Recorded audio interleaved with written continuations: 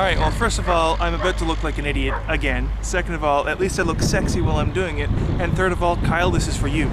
Now this might not work because the mic on my camcorder is not that great, but I am going to deliver this vlog while in midair. Kind of like this. You dig? Alright, so I don't know if you're familiar with the myth that I'm talking about, but one day the pantheon of gods was having an argument about whether it was harder to be a man or a woman. This is a bad idea. Zeus, being the good guy he is, decides to put the whole matter to rest by turning this randomly into both a man and a woman for one day each.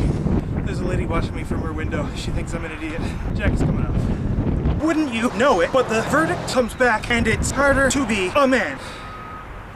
Now, I'm not going to endorse that verdict for several reasons, not the least of those being that I don't want to be a bachelor forever because I just happen to alienate every woman on the planet. That said, I do want to talk about the historical roles of both women and men.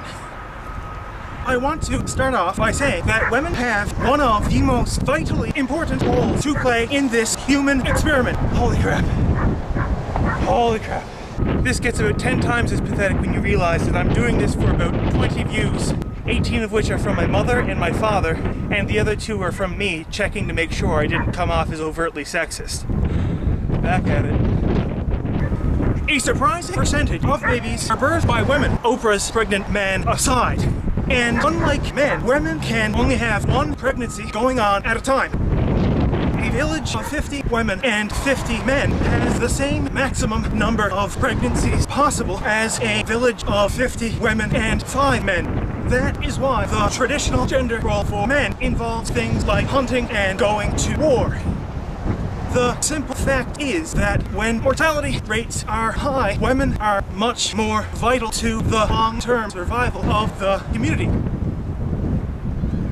Of course, that also means that women are raised to be mothers, nurturing, caring, not domineering or aggressive. Men, on the other hand, are. So the men, the ones who survive, anyway, are the ones naturally left in control. Of course, there are exceptions. But up till now, that has more or less been the picture of things. Women, baby makers, men, war makers.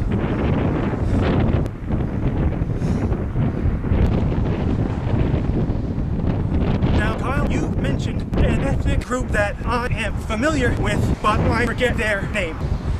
So bear with me a second.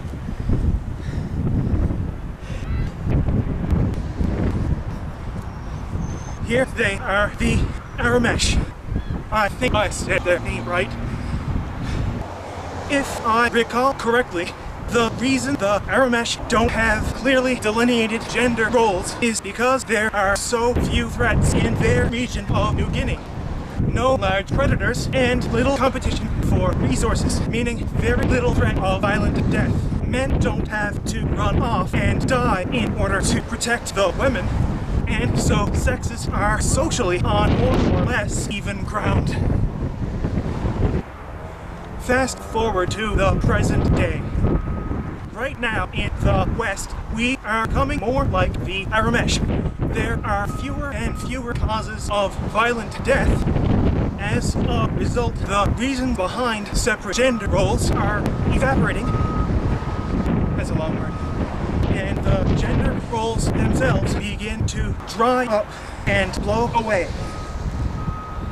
As long as the West stays prosperous, gender roles will continue to disappear, or at the very least soften.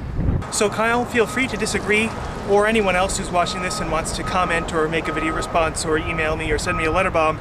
It's been fun. I'm gonna go pass out in this field for about 20 minutes to a half hour, die, then come back, and then walk home. All right, take it easy.